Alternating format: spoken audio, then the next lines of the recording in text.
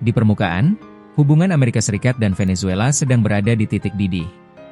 Washington melancarkan serangan terhadap apa yang mereka sebut kapal-kapal narkoba di lepas pantai Venezuela dan menuduh Presiden Nicolas Maduro terkait dengan jaringan narkotika.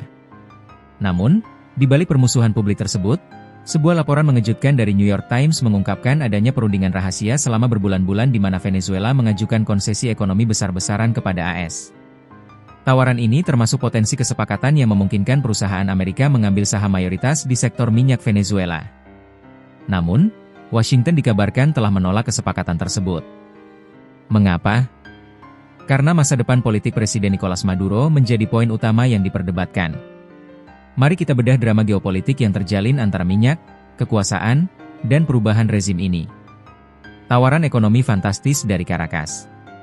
Tawaran diplomatik yang luas ini diajukan dalam perundingan yang diadakan selama beberapa bulan antara para pembantu utama Maduro dan utusan AS, Richard Grenell. Kepemilikan mayoritas minyak, potensi mengizinkan perusahaan-perusahaan AS mengambil saham mayoritas di sektor minyak Venezuela.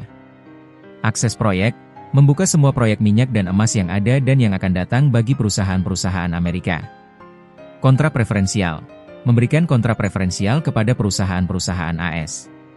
Menggeser ekspor, mengalihkan ekspor minyak Venezuela dari Tiongkok ke AS, dan mengurangi kesepakatan energi serta pertambangan dengan perusahaan dari Tiongkok, Iran, dan Rusia. Tawaran ini jelas merupakan upaya untuk meredakan ketegangan dan menghentikan potensi eskalasi militer AS di wilayah tersebut. Alasan penolakan Washington, masa depan Maduro.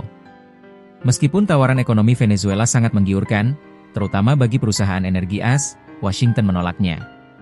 Politik, meskipun ada kemajuan dalam hal-hal ekonomi, kedua belah pihak gagal menyepakati masa depan politik Presiden Nicolas Maduro.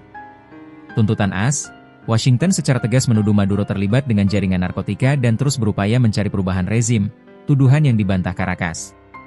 Laporan menyebutkan Menteri Luar Negeri AS, Marco Rubio, menjadi suara terdepan dalam upaya pemerintahan Trump untuk menggulingkan Maduro.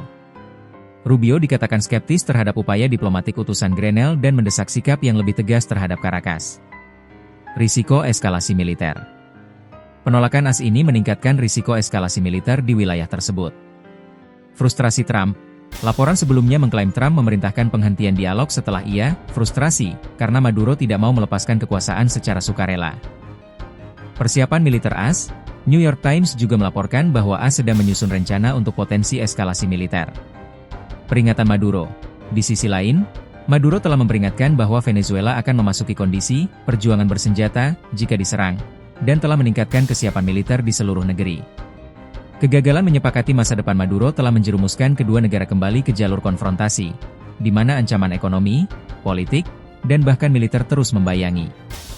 Menurut Anda, apakah seharusnya menerima tawaran konsesi ekonomi Venezuela yang menggiurkan, ataukah mereka benar dalam memprioritaskan perubahan rezim di Caracas? Sampaikan analisis Anda di kolom komentar.